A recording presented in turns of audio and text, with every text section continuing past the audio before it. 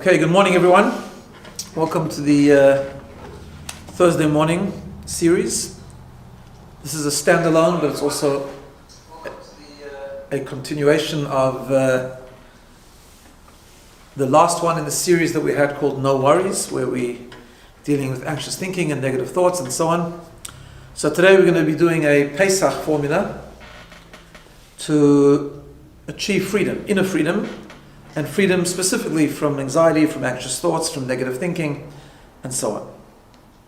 I just want to, before I start, the Thursday morning class next term is definitely going to go ahead. I'm just not sure if it's going to be a BINA or on technology once again, but we will start, please God, the 29th of April. That's the Thursday, 29th of April. Okay. Now, just as introduction, we spent, for those that are only tuning in today, I'm just going to give a brief sort of synopsis of what we've been doing till now, and then launching to today's discussion. So until now, we spent the last 7 weeks discussing letting go of negative thinking, negative emotional responses, both reactions that we have to things that have happened, and also worrying and being anxious about things that are happening in the future. And essentially, after the whole discussion and after all the different discussions that we had, it boils down to a few principles. Number one, the first principle that we discussed is that the personality that we have, people's personality live, although we have many components to who we are. We have seichel, we have intellect, we have the subconscious, we have emotion, and we have behavior, action. We talked about the personality being manifested in our emotions, midos. In other words, the way we emotionally respond to something, that's who we are. That's our personality coming out. However, we talked about the second thing is that what stimulates the midos, what stimulates our emotion, is cognition. In other words, the way we think, our intellect, the mind, and we talked a lot about the principle of moach shalit al halev, the ability, the unique ability that human beings have, that the mind rules the heart, and the mind can guide the heart. And also the second thing is action. We talked about what the famous Sefer HaChinuch talks about, that achrei hamasim nimshach halevavot, that the heart follows action. So our personality is in our emotion, but it's stimulated and guided and controlled somewhat, on the one hand by our thinking process, our beliefs, our cognitive process, and on the other hand, the way we behave. We discussed that our thought process is guided by our beliefs, and therefore, when we change our thinking, and we talk a lot about Sarah Edelman's book on Change Your Thinking, when we change our thinking, it's very, very much about disputing our beliefs. On a superficial level, just our belief system, things like everything has to go right, people should always say the right thing. We have to dispute those beliefs, otherwise we're unable to control our emotion. And on a deeper level, we talked about disputing our beliefs by using the value system that we have as Jews, as faith, emunah, bitachon, believing hashgacha pratit, that everything is about divine providence, believing that every moment comes with its own mission and purpose, and even when things go wrong and don't work out the way we want them to, those moments still have a purpose, and we can give them meaning and depth and so on. And last week we talked a lot about worrying for the future, and we developed a whole approach using Jewish mindfulness to create a formula where every day counts, even when the days don't work out the way we think they were going to work out, like the time we're in now. But nevertheless, we learn to make every day a meaningful process. We learn to understand that circumstances might change, but our belief system is the same, our quest for meaning is the same, and our ability to give each day meaning and purpose remains the same. Okay. Now, after all of this, even at a very deep level, this all becomes possible because of one thing. It all becomes possible because deep-rooted in who we are, deep-rooted in our soul, is the ability to choose. The ability to choose and to exercise what we call personal freedom. In other words, one of the hardest things for us to change is our emotional responses. We all have our emotional weaknesses. We all have personality weaknesses. But yet, as human beings, one of the deepest things that we possess is the ability to choose, the ability to make a choice. We talked about this a lot when we did a series on the book called The Choice by Edith Eger. But human beings, fundamental to Jewish thought is this idea that we have a choice. We can choose. We can think differently. We can access the very deep subconscious belief system that we all have. We can connect to the soul. We can dispute our belief thinking patterns. We can choose to engage in certain behaviors, and therefore we can choose to guide, channel, and change our emotional responses. Because that is what real freedom means. Freedom means that we are free to choose the right over wrong. We are free from within. We're not free to control the circumstances, but we are free to choose, as we've spoken about many times, to choose what is right over wrong, to choose the most effective process rather than the ineffective, to choose productive ways of living instead of destructive ways of living, and to choose morality rather than things that aren't moral, to choose effective rather than what is ineffective. Because this is really what Pesach is all about. And we're coming out of Pesach. Today, of course, is Rosh Chodesh Nisan.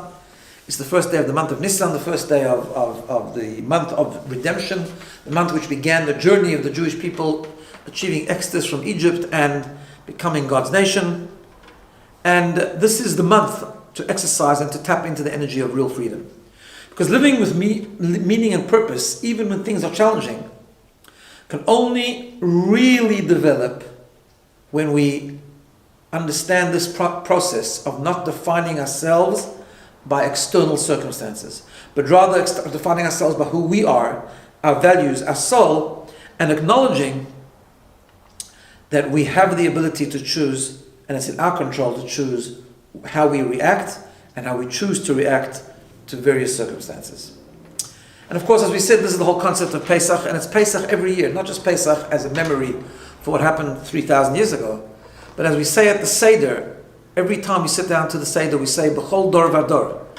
In every generation, Chayav Adam lirot et asmo, a person is obligated to see himself as if he himself is going out of Egypt. In other words, the idea of sitting down by the Seder is to experience freedom, to experience what it means to be really free,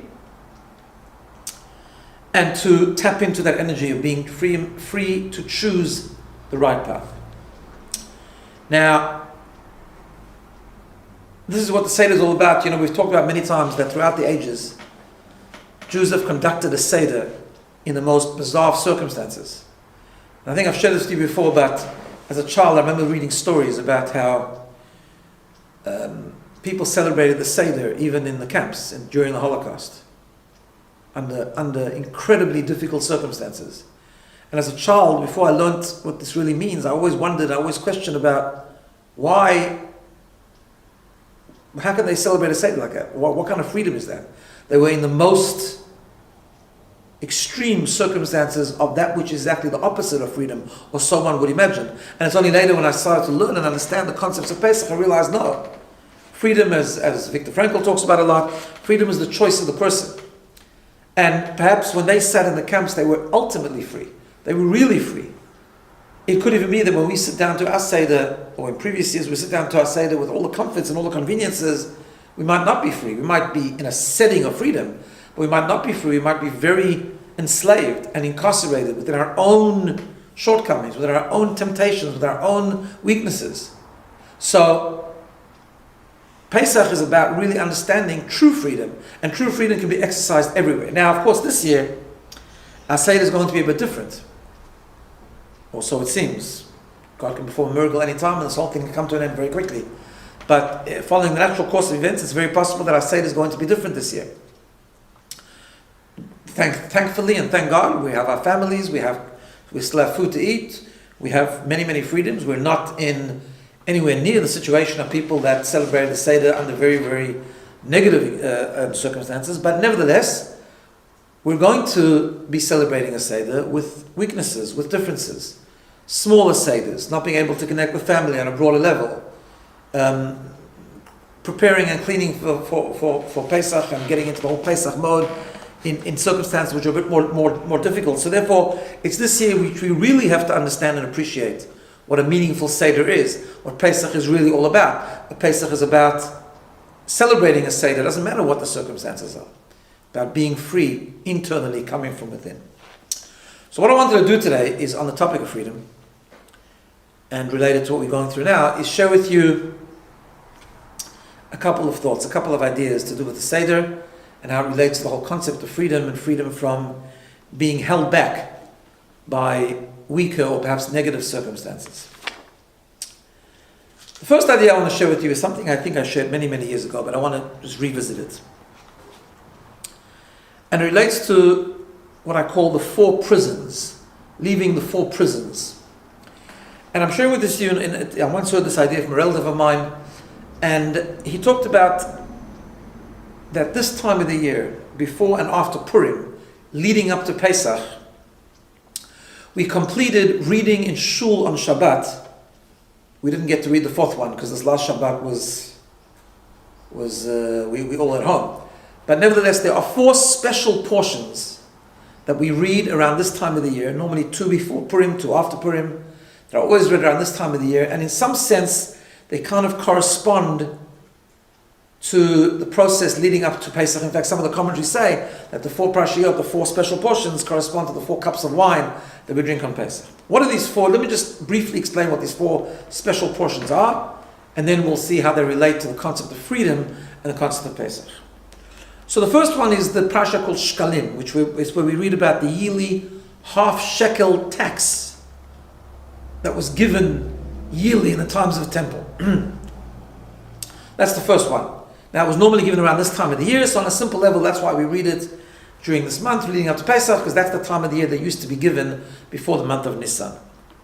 The second special portion we read is the one of Zachor, where we remember the evil nation of Amalek and how they attacked the Jewish people when they were coming out of Egypt on the way to Mount Sinai. The nation of Amalek, and God commands us to remember it. And then we read that portion every single year, and we remember what Amalek did to the Jewish people, and we remember that ultimately Amalek had to be destroyed, and what that means spiritually is destroying the spiritual Amalek within us, and we'll talk about that in a couple of moments. The third portion is Para. Para means the laws of red heifer. We know that in the laws of purity and impurity, which, because we don't have a temple today, we don't observe many of those laws today, but the concept is that when we come into contact with a dead body, we become impure. And especially around this time of the year when all the Jews used to bring the Paschal lamb, the Korban Pesach before Pesach, so they were not able to do that if they were impure, and therefore people used to engage in the red heifer. The red heifer was the special mitzvah that was given to the Jewish people, that if you have a cow that is completely red, it needs to be slaughtered as a sacrifice, burnt, and the ashes were then mixed with a special solution of water. That water was sprinkled upon the people who were impure, and that's what purified the people and made them ready then to be able to bring sacrifices, including the Paschal lamb before Pesach. And finally, the fourth one is HaChodesh. HaChodesh means the laws of Korban Pesach, but it also begins, this is the parsha that we should have read this past Shabbos, but that's the parsha that begins with the first mitzvah that was given to the Jewish people as a nation, which is the mitzvah of proclaiming the first day of every month, Rosh Chodesh, making the calendar following the lunar cycle as the Jewish calendar is, and having that concept of the Rosh Chodesh, the holy day of Rosh Chodesh, at the beginning of every month. So those are the 4 parashiyot. But nothing's by chance, and the fact that we read these 4 paragraphs leading up, these 4 portions leading up to Pesach has a very deep significance, and many commentaries talk about it from different angles and different perspectives. One of the ways to explain it is as follows. Pesach is about freedom. Freedom means, as we said before, inner freedom. It means going beyond ourselves, going beyond our limitation, and going beyond being trapped in our own personal prison. And in a very interesting way, these 4 prisons, these 4 parashiyot, these 4 portions, represent the exodus from 4 different types of prisons that we have. And let me try and sort of share it with you and go through it with you. So the first one is the prison of money and material pursuit. Now God should give everyone abundance. He should give everyone lots of parnasah, lots of comfort, and we should all have peace of mind and peace of body and everything that we need. But we also know the test of wealth and the test of comfort comes with being greedy. It comes with pursuing and being obsessed with material pursuit, financial pursuit and pleasure. And that becomes a prison. We become trapped.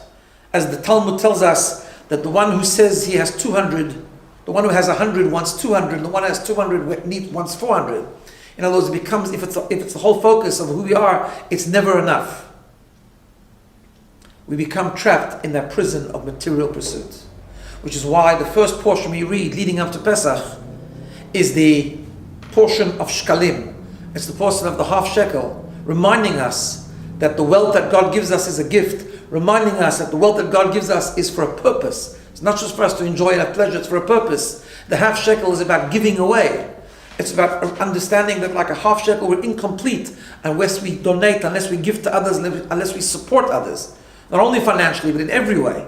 To give of ourselves, to give of what we have, to use it for good, to use it for a purpose, to use it for a higher mission. So that's the portion of shkalim, leaving that prison of being trapped in our own greed and our own temptation, but rather using the gifts that God gives us for purpose and for meaning. The second is the prison of Amalek, the prison of ego and power. The Jews leave Egypt, they're on the way to a mission, and Amalek gets in the way. What's the spiritual Amalek? The spiritual Amalek is what gets in the way of us all. Our own ego, our own apathy, our own skepticism. In order to grow, in order to be free, we have to tap into purity.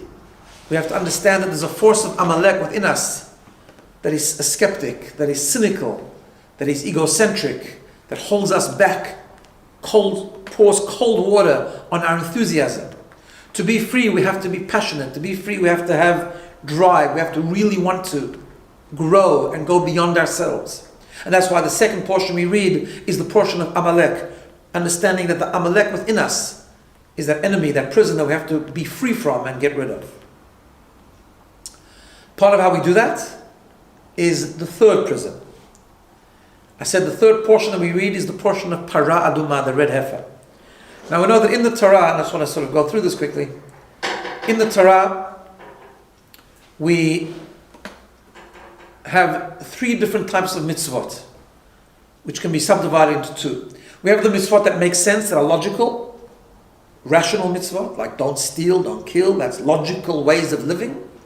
Then there's another type of logical mitzvot called Eidut, which is the ones that make sense, like eating matzah on Pesach. In other words, we wouldn't have thought of it ourselves maybe, but once it's given to us, it comes with a system, it comes with a logic, it comes with a rationale. And then there's the mitzvot called the chukim. The chukim are those mitzvot which have no specific rationale, have no specific explanation. Why? God gave us these mitzvot for us to understand that we have to sometimes surrender and be subservient to what is higher than our own logic. We tend to think that our rationale, our intellect, our cognitive ability is the be-all and end-all of everything. It's not. The human logic, the human rationale, the human mind is very limited.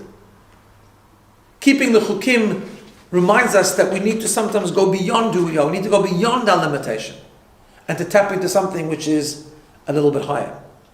Now, of the chukim itself, of those irrational mitzvot itself, the most irrational one was the red heifer. So much so that King Solomon, the wisest of all men, said that he was able to work out the explanation. He was able to understand the rationale behind all of the mitzvot, including the chukim, except for one. When it came to the Para Aduma, it's so complex and it's so cryptic and it's so esoteric, it's so like sort of not tangible that actually he said, Amarti achakma v'hi rechaka mimeni, I said I was wise, he said about himself, but this is distant from me, I cannot work this out.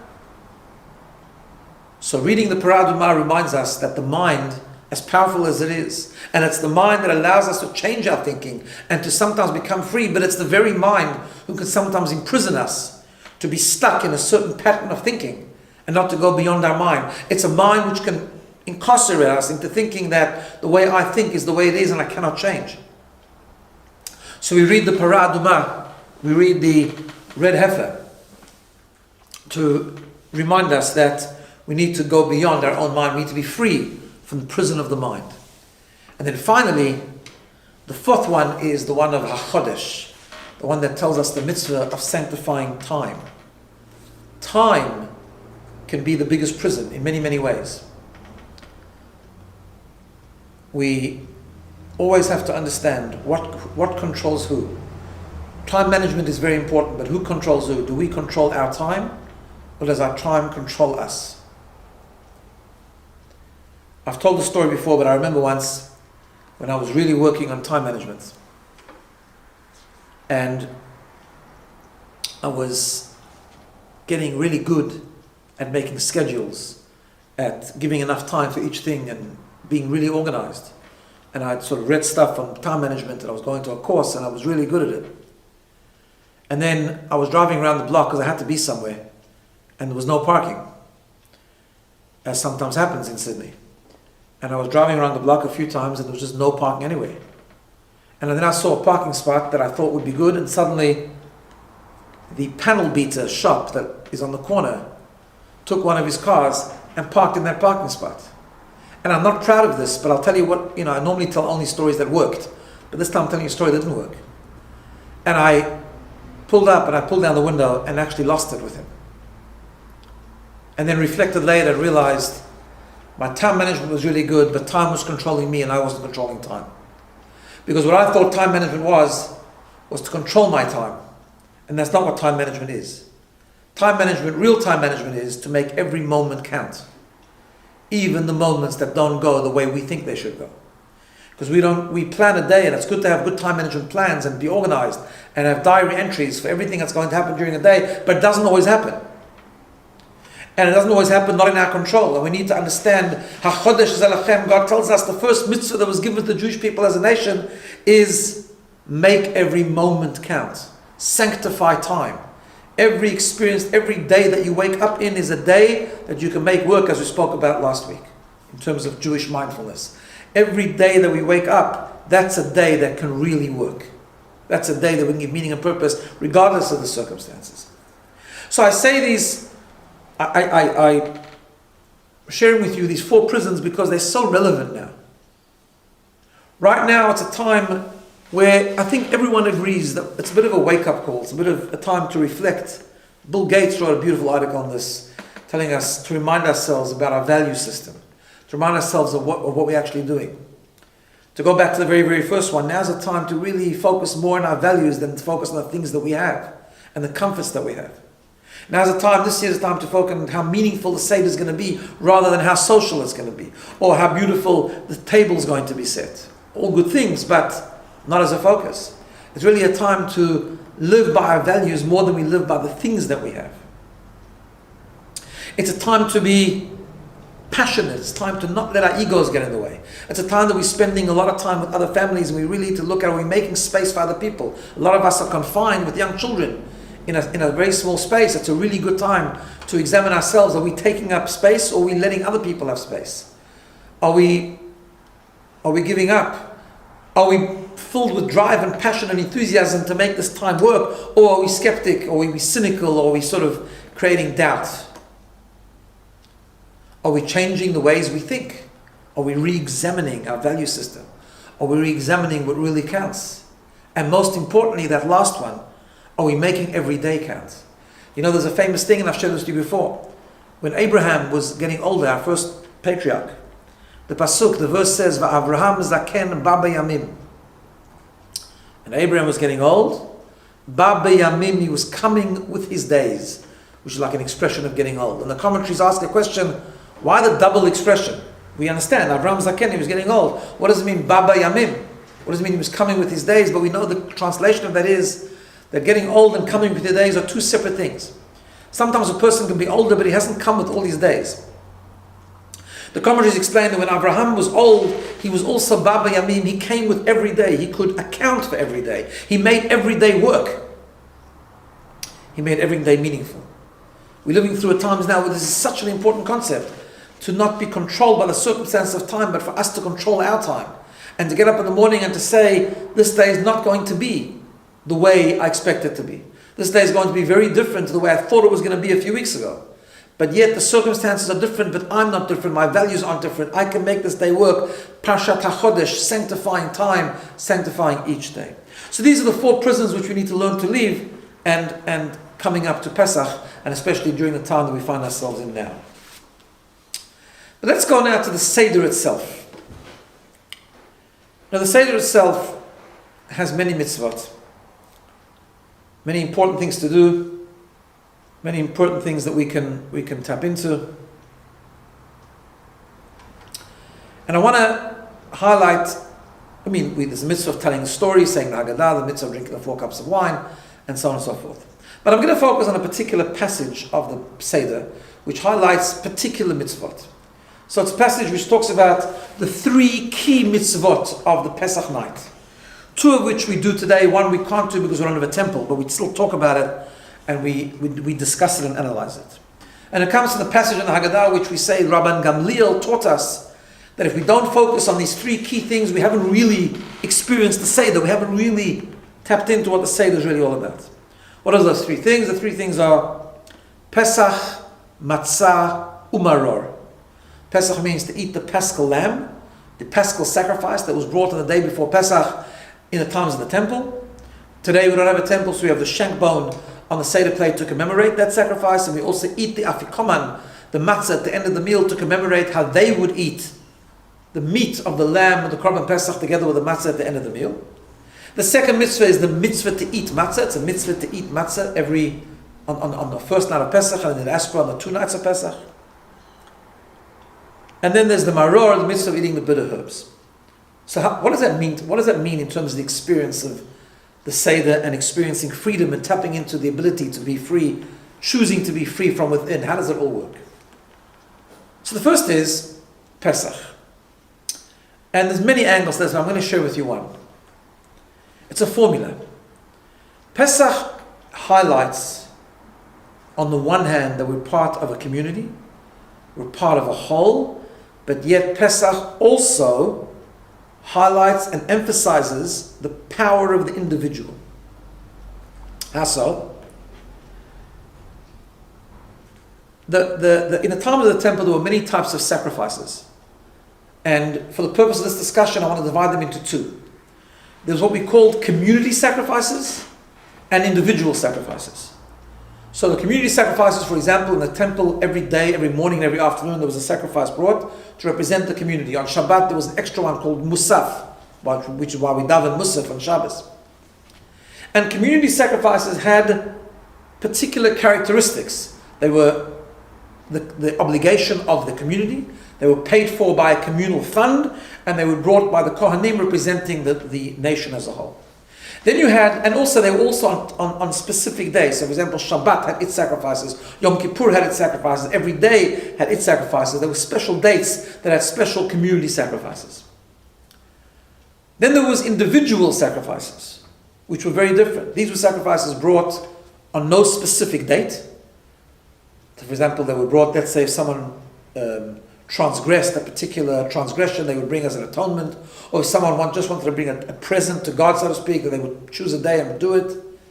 There was a sacrifice when a woman gave birth, which depended on each woman individually. Various different individual sacrifices that were brought by individuals, paid for by the individual, and it had no specific date. It had nothing to do with anyone else's sacrifice. Those are the 2 types of sacrifices. The korban Pesach, the Paschal lamb, that was brought in Egypt before they left Egypt, and subsequently every year in the temple, was a strange korban. It was a hybrid. It had characteristics of a communal sacrifice and characteristics of individual sacrifice. It had the characteristics of a communal sacrifice because everyone had to bring it on the same day. That's like a communal sacrifice. But yet there was an individual obligation. It was brought by the individual. It was brought by the person who had to bring it, him and his or her family had to partake in the lamb, have Seder together, and have the sacrifice. So it had characteristics of an individual, characteristics of a community. And that is exactly why it was the sacrifice given to the Jewish people, which is commemorated now through the shank bone and the afikoman. And that's why we reflect on it all the same. It was given to the Jewish people as a foundation for their freedom. Because God says to each individual, you need to know that as you become free, you need to know 2 things. You cannot do it alone, You're part of a community, you're part of a whole, but you're also an individual. And never underestimate the power of an individual. You know, the Talmud tells us that merubah midat tova, which means when something happens in the negative, we need to know that it is all the more powerful in the positive. If we just have a look at what we're going through now, it started by maybe one person. Maybe one person caught a virus, a contagious one, a negative one. And it spiraled very, very quickly in a very, very short time and had an incredible negative ripple effect and continues to do so, which is why the fight is on to contain it, to affect the entire world.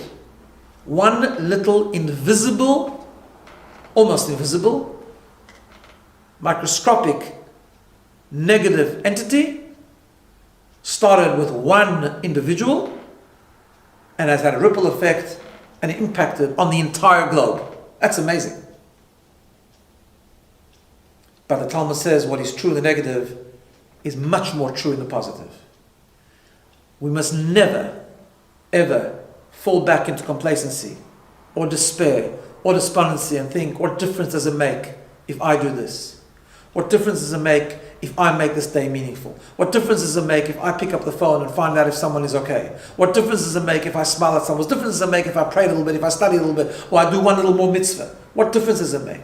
And the answer is it makes a huge difference. Yes, you're not doing it alone, you're not alone, you're part of a community. And you should be part of a community, and we should be part of the whole. But don't underestimate your individuality. Don't underestimate the power of what you do. That is the first step to becoming really free. Go beyond your comfort zone, because what you do counts. What someone else does is what they need to do. But what you do, the little step that you take, the first step to freedom that you take, is unbelievably powerful. It can impact the entire world. It can have a ripple effect in no time. You never know what you're going to achieve. You never know the impact. Sometimes you might find out, sometimes not. But whatever good thing that we do, it has a tremendous impact, a far-reaching impact, much, much more powerful than the negative. The second is the concept of matzah. Matzah is the power of surrender. Matzah is all about freedom. Matzah is all about setting aside our own ego, not rising, and just surrendering. We can only achieve freedom if we surrender. Surrender not in a negative sense, surrender in a positive sense. We can only achieve freedom if we realize our own limitations, if we acknowledge our own weaknesses, if we acknowledge our own self-centeredness, if we acknowledge that there's a much higher being above us, that there's a God, that the human intellect is so limited that we need to be able to say, I'm yours, I'm putting myself in your hands. It brings calmness, it brings liberation, it brings a sense of freedom, it brings a sense of trust, a sense of faith, to know that we're not doing this alone, we're in God's hands, it's His plan. We need to do our bit, but we have to trust that He's looking after us. Subscribe to His moral code, surrender to His direction. That's the whole concept of matzah. That's why matzah is the key food on Pesach night, because it's the food that we ingest and we tap into the energy of true freedom, and true freedom can only come when we free ourselves from ourselves. And that is what matzah is all about. As we know, that's the difference between chametz and matzah. Chametz rises. Chametz is a negative sense of self, putting ourselves out there in a negative way, in an arrogant way, in an egocentric way. Matzah is about freeing ourselves from ourselves, going beyond ourselves and surrendering to something much greater and much higher than ourselves, making us stronger and even more powerful. And the third is maror, the bitter herbs. It's interesting when we sit down to the Pesach Seder on Pesach night, we eat the bitter herbs. We don't just celebrate freedom. We acknowledge the bitter times. We acknowledge the pain. Because you can only become free when you know what you're freeing yourself from. I want to relate that to what we're going through now. We're going through a painful period. The world is going through a painful period. That is true. That is not to be denied. And the way we free ourselves in terms of personal freedom, the way we become optimistic and positive and passionate and full of faith and hope and happiness, is not by going into denial. It's not by denying what's happening. That's not freedom. Freedom means that you have a challenging situation, you free yourself from it. Freedom means to go out of a prison, but you need to acknowledge that you're in a prison to begin with. So we eat maror because when we eat the matzah, we also need to eat maror because we need to know what is it that's holding us back. each of us, at the end of the day, we talked about some general prisons, but each of us have our own personal prison. Each of us have our own personal weaknesses and shortcomings and ambitions that hold us back, that leave us in our own personal Egypt, our own personal Mitzrayim. As you know, the word Mitzrayim comes from the word Meitzar, restrictions, constrictions. So we need to acknowledge, and as we're going through now, we need to be sensitive. We need to acknowledge our pain. We need to acknowledge the pain of others. We need to acknowledge the challenge and yet work through it, and yet say that we have the ability to become free and to go beyond the challenges, not to define ourselves by them, but to actually be free in the situation, to make every day count, to help people, to connect to people, to give, to live by values, even in challenging experiences and challenging situations. So those are the three key mitzvahs of the Seder: Pesach, Matzah, Mor. Pesach is, don't forget the power of the individual. Matzah, we need to surrender, and Maror, we need to know what we are freeing ourselves from. Finally, I want to talk about the 4 cups of wine and the emphasis on wine. Because wine has a lot of prominence in the Jewish tradition, particularly on Pesach night. There's no other time we actually are commanded to drink 4 cups of wine. And of course, as we've mentioned before, the 4 cups of wine correspond to the 4 expressions of redemption. Where God said to Moses, I will take you out, I will save you, I will redeem you, and I will take you as a nation. So on Pesach night, we celebrate the freedom by drinking 4 cups of wine. So why wine? We can talk about the 4 cups of wine, that's a different discussion, but why wine? So we know that wine has a particular symbolism. In Hebrew, we know that every word has a gematria, has a numerical value. Every letter has a numerical value. The numerical value of yayin, wine, the Hebrew word for wine is yayin, is 70. That is exactly the same numerical value as the word sod, secret. What's the definition of a secret? A secret is something that is hidden, that is buried beneath something, that needs to be discovered, needs to be decoded. The Talmud tells us, Nichnas yayin yetze sod. When wine goes in, the secret comes out. Which on a superficial level, that's not always good news. But it means the symbolism of wine is uncovering a secret. In fact, wine itself symbolizes that very concept. What is wine? Wine comes from a grape. On the surface, if you go to a grape, if you buy a grape in a fruit store, it's just a regular fruit. It's nothing amazing. It's just a fruit like all other fruits. A good fruit, but like all other fruits. And yet, it has within it the potential, hidden potential, secretive potential, to squeeze it, to extract the juice, and to process that juice, and to produce one of the most finest beverages, and the beverages is considered most prominent from time immemorial. Something very powerful that brings joy, that brings simcha. On Pesach night we drink wine. Why?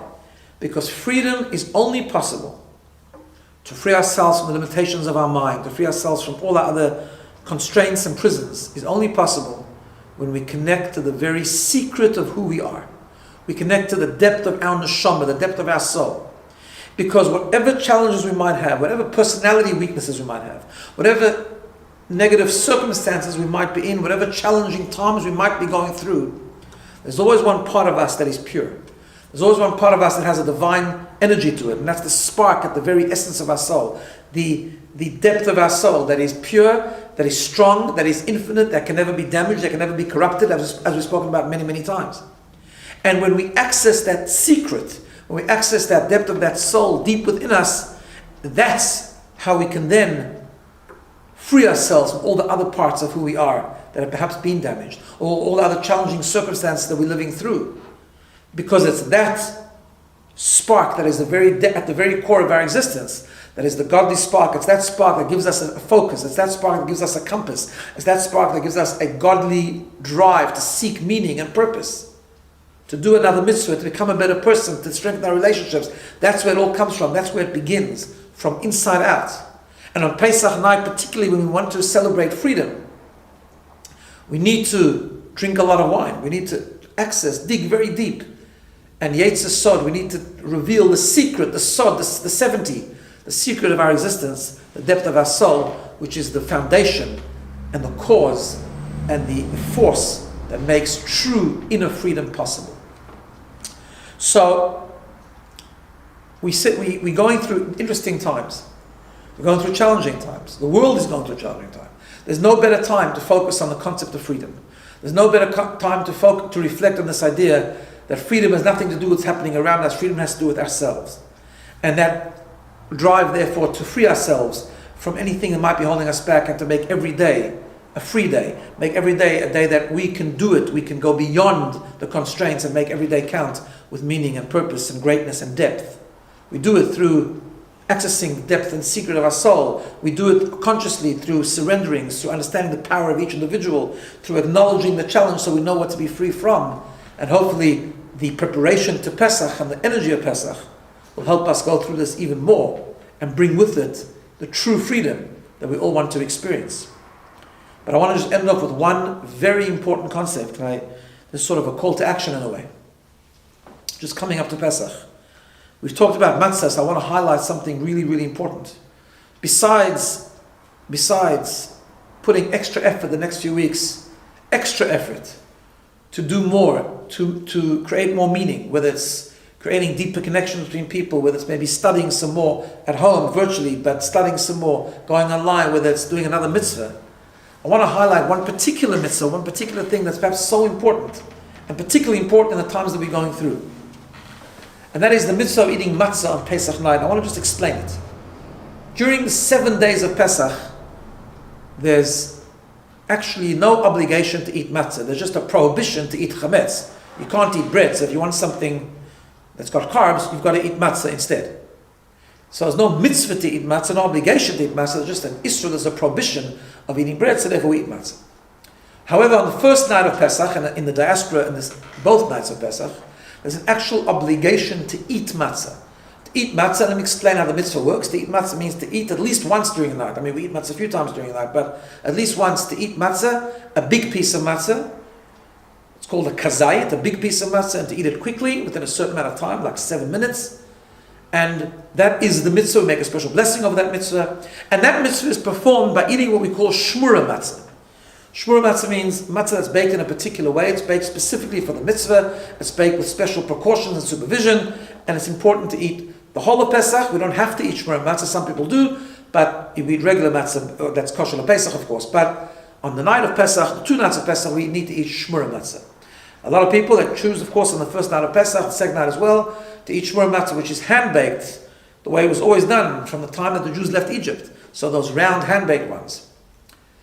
So I want to suggest that as we go into Pesach, I want to tap into the energy of freedom. That we make sure to have shmura matzah for the Seder and fulfill this mitzvah by each person around the Seder table eating a big piece of matzah in that appropriate time. Now I want to just add something very amazing.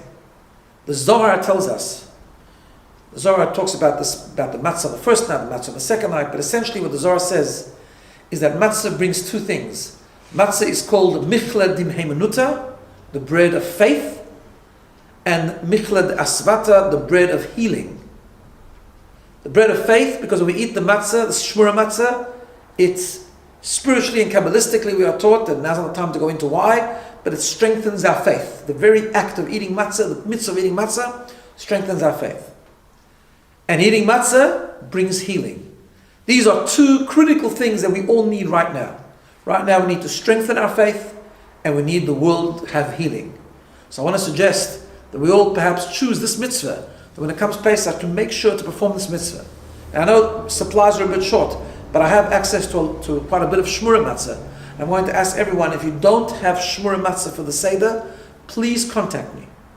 Either contact the office, 93654421, or contact me and we'll get you shmura matzah. We'll do it appropriately, of course. We'll have it delivered. We'll leave it by your door. We will keep the full extent of the precautions of social distancing as we should do and as is appropriate. But we need to get you matzah so that we're able to fulfill this mitzvah, particularly this year.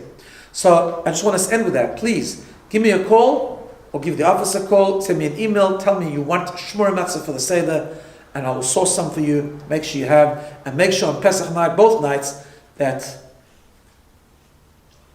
during the Seder, you eat matzah. Everyone eats a large piece of matzah quickly and has in mind reflecting while you're eating the matzah on why we're eating the matzah. Meditate while you're eating the matzah to understand that we're doing that to connect to the energy of freedom, to become truly free, to choose freedom from within. And once again, I want to wish everyone, this is the end of this series. We're going to have still a number of things for the next a couple of weeks. Leading up to Pesach, we've got a model Seder on Monday night, which will be online. You can tap into it. We've got lots of different things happening. So please watch all the emails and updates, because right now, more than ever, it's great to be able to connect, even though we cannot do virtually. But in the meantime, we wish everyone a Chag Kasher v'Sameach, a very, very kosher and happy Pesach. And let's hope we'll celebrate freedom together. And let's hope that very, very soon this whole situation that we're in now will pass very quickly, and we'll experience the true redemption, not just to go back like before, but even better than before. And hopefully we're able to see the coming of Mashiach